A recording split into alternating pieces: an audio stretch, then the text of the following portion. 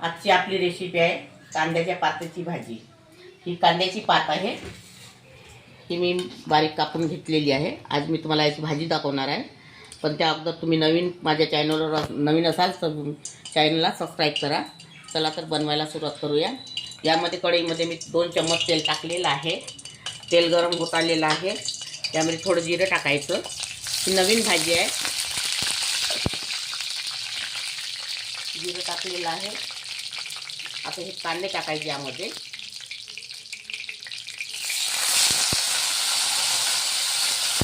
ही कांद्याची पात टाकायची यामध्ये तेलामध्ये।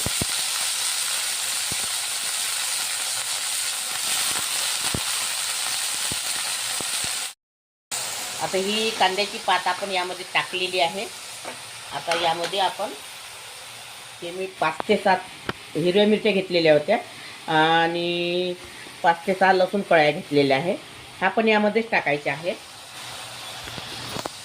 आणि ह्या लाल मिरच्या आहे 2 ते 3 मी बारीक करून घेतलेल्या आहे, हा पण यामध्येच टाकायचा आहे।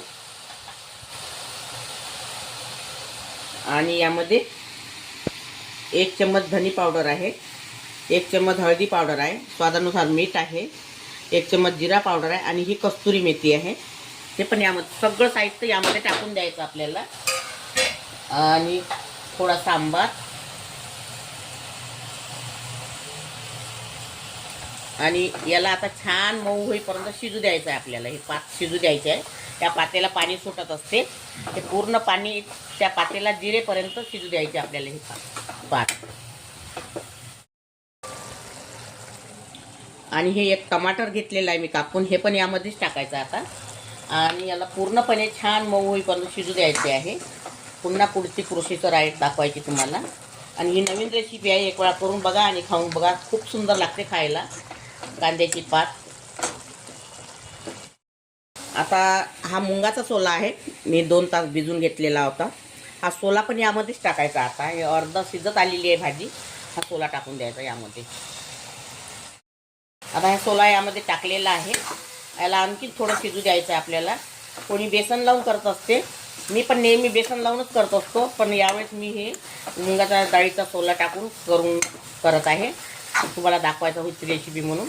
तुम्ही बेसन लावून पण करू शकता, अशी डाळ टाकून पण करू शकता, खूपच सुंदर लागते खायला हिवाळी कांद्याची पात। आता ही आपली भाजी तयार झालेली आहे कांद्याची पातीची। आता मी यामध्ये आणखी सांबार सोडणार आहे, सांबार टाकत आहे यामध्ये। ही आपली कांद्याच्या पातीची भाजी तयार झालेली आहे।